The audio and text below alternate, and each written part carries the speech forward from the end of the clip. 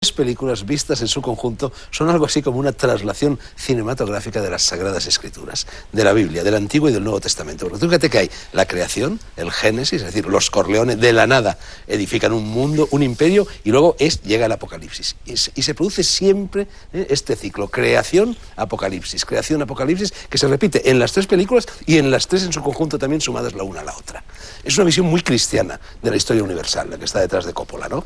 No lo sé, hombre. Yo no diría tanto. No lo tengo tan sí, claro. Yo creo que hay unos componentes. Sí. Yo creo que hay una impulsión y repulsión. Es más tributario de la tragedia pagana que de la visión cristiana. Pero vamos a ver, José Luis, tú antes la has comparado con los finales de otras películas. Es decir, el que sea una ópera o el que sea una ceremonia bautismal es lo de menos. Es decir, aquí lo que hay es una especie como de enfatización de la violencia como elemento trágico y de elevación incluso de la violencia a elemento estético. En todas ellas se produce lo mismo. Es decir, se ritualiza la violencia a través de una ceremonia, que en unos casos es una ceremonia religiosa, en otros es una ceremonia musical o teatral, pero hay una ritualización de la violencia, ¿no? Lo que pasa es que, a mi modo de ver, lo que distingue el final de la primera parte del final de la tercera es que el final de la primera parte es vigoroso, mientras que el final de esta tercera parte es manierista. Entonces, no sé, es como entre un cuadro de un pintor renacentista y un cuadro de un pintor manierista. Es decir, hay quizás regodeo en la técnica, pero al final ese regodeo lo que ampara, pues a mi modo de ver, es una fragilidad, ¿no? No se sostiene también como en la primera parte, ¿no? Porque yo creo que no hay verdadera convicción por parte del director al contarnos toda esa historia, ¿no? Eso es lo que a mí me parece. Y no hay además un homenaje a Kurosawa, maestro reconocido de... Él lo ha dicho, hombre, el rap de Kurosawa, y esto es otra versión de Ray Lee. Él ha dicho con mucha frecuencia que el gran maestro de la violencia y de la violencia moral en el cine moderno es Kurosawa, sí, o sea que lo ha dicho muy expresamente. Yo ya no soy capaz de reconocer paralelismos de cualquier película de Kurosawa, ¿no?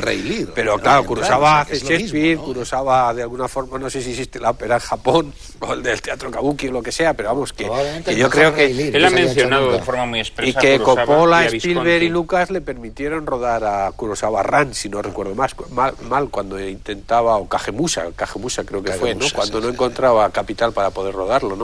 Yo creo que Kurosawa está muy cerca de Lucas de la Guerra de las Galaxias, sin ningún género de dudas, y de Coppola. Sí, yo creo que esa influencia es bastante deliberada y bastante evidente. De igual forma que yo pienso que Scarface de Howard Hawks es una película que ha influido extraordinariamente en todas las películas de Gaster, y influye sobre todo en la primera parte, en la resolución de las secuencias de violencia, que por cierto hay otro paralelismo con Hawks, ya que lo cito con bastante frecuencia, que es El Dorado y Río Bravo. Yo diría que esta película de alguna forma es el Dorado de Coppola, porque de alguna forma es todo lo que estaba presente en Río Bravo hecho de otra forma distinta. Y en algunos momentos se percibe una cierta falta de imaginación en su afán por hacer como una especie de gran poema literativo, ¿no? Donde se repite, ¿no? Donde hay paralelismos. Hombre, por ejemplo, la escena de la foto de familia, que es que reproduce literalmente la escena de foto de familia de la primera parte, cuando vemos a Vito Corleone llamando a Michael, ¿no? Pues aquí se hace lo mismo con Vincent. Pero eso está bien.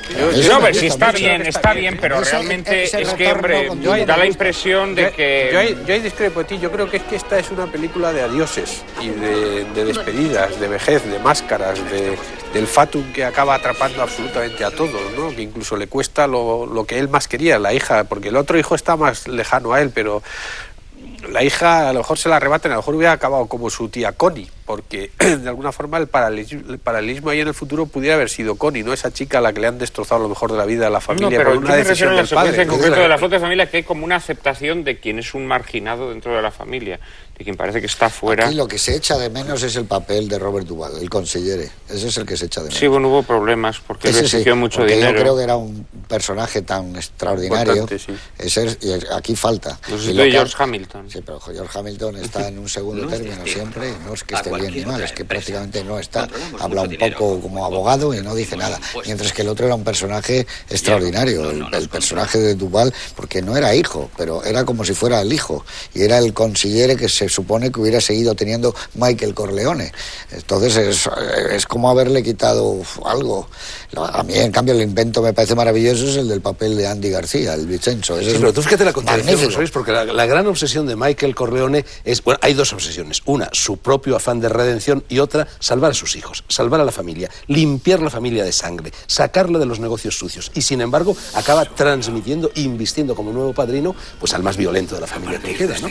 Ahí hay una contradicción. Ahí hay una notable, secuencia, ¿no?, que vuelve a condenar a la familia, que también es clave, y en los documentales esos, Coppola, que es el que está detrás del documental, se encarga de prácticamente casi todo el documental que yo he visto gira en torno a ello, y es el soliloquio ante el cadáver en el ataúd de su viejo consejero siciliano, ¿no? Cuando le dice todo el mundo te quería, ¿por qué no me quieren a mí? Si yo he hecho todo, porque realmente es un soliloquio que está confesando la derrota de su vida, porque incluso como Michael Corleone, el gángster, ni siquiera ha sido apreciado, etcétera. Es el fracaso y además antecede al momento de transmitirle el poder al nuevo don, que es Andy García, al que, por cierto, cada uno de ellos le llama de una forma. Primero don Vincenzo, don Corleone, y el último don Vincenzo Corleone, ¿no? Como en ese gesto absolutamente medieval. Ese soliloquio yo creo que es importante porque significa que el fracaso absoluto del personaje, ¿no? El que quería haber sido otra cosa, como tú dices,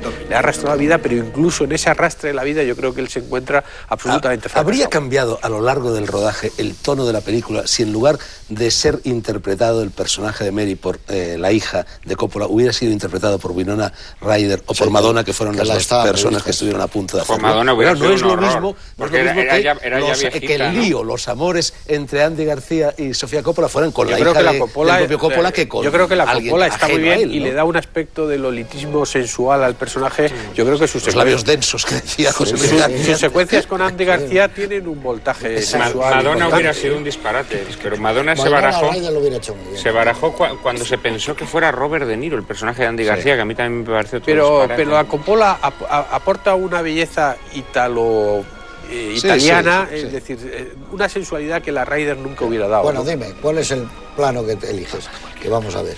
El que tú eliges. Bueno, pues elijo que lo hemos mencionado aquí, ¿no? Esa escena amorosa de Vincent y de Mary, con la pasta italiana, ¿no? Con la delicadeza con la los ñoquis, con la que le dan ese toque final para darle la forma definitiva, ¿no? Y cómo la cámara luego pues ya los toma en ese beso, y luego como ellos pudorosamente se marchan, efectivamente contrariando un poco la ley cinematográfica, que parece que es la cámara la que se tiene que apartar, ¿no? Es que la auténtica en general me gusta mucho el personaje de ella, porque fíjate que es que la condenación de Corleone es doble y terrible, porque él le dice a su hija en un determinado momento, dice que ardería en el fuego del infierno con tal de salvarlos a sus hijos, ¿no? Y al final es trágico porque él va a arder en el fuego del infierno y no ha conseguido salvarlo. O sea, es lo contrario de la catarsis, de la purificación, por eso va más lejos. Tu plano, Eduardo. Yo voy a elegir dos planos de la familia de Michael Corleone. El primero de ellos es cuando está en el despacho al comienzo de la película Diane Keaton. Suena una canción de esas que canta siempre Johnny Fontana, vamos, el fondo que creo que aquí pues canta, parece que es Martino, uno de estos crooners, ¿no? Y entonces muy suavemente entra la canción de fondo, ella se acerca a un grupo de fotografías y vemos el rostro de Keaton sobre la fotografía de un Michael Corleone joven con los dos hijos. A mí me parece que esa es la gran tragedia de la película, que apuntaba El Padrino 1, El Padrino 2 y se consuma en las escaleras de la ópera de Palermo. Y el segundo es cuando su hijo canta en siciliano la canción, el tema de amor del Padrino, y Michael Corleone se coloca unas gafas oscuras. Eso no es casual, sino que en un cine de Coppola es altamente significativo. Es fantástico, los dos momentos que has elegido, porque la vemos reflejada ella, no se la ve. Exacto. Y el otro empieza a cantarle y se lo dedica a su padre y se le remueve toda la cabeza y le cambian los paisajes. Y se coloca las gafas oscuras como le gustaba. Bueno, yo hubiera escogido el mismo plano que me ha quitado ya Juan Manuel de Prada, el de las manos entrelazadas, el de los ñoqui, el del comienzo de la historia de amor, pero ya que me lo ha quitado voy a escoger un plano que quizá no es muy cinematográfico, cinematográfico es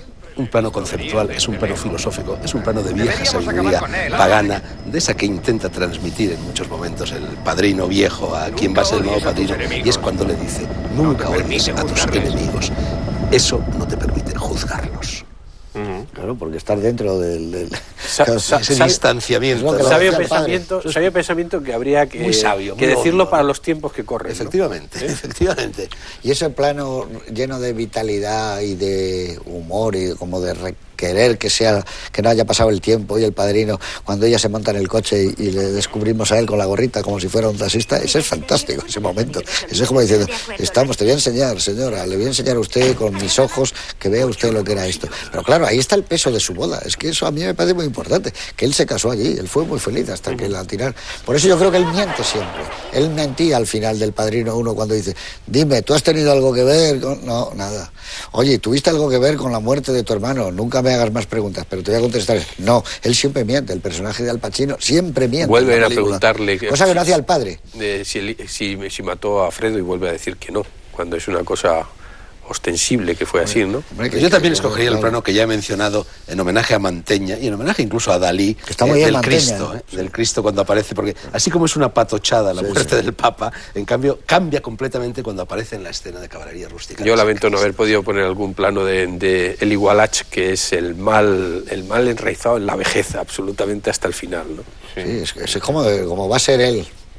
Como va a ser él. Porque es de una maldad y de una doblez y de una traición completa. Cuando llega a la casa en Sicilia donde mataron a su padre, y se aprieta las puertas, son unas puertas cerradas que no se abren, ¿no? Eso es fantástico. Oye, y hay que darle el mérito que tiene a Andy García, ¿eh? Entra en esta saga y está maravilloso. Está muy bien. Maravilloso, está estupendo.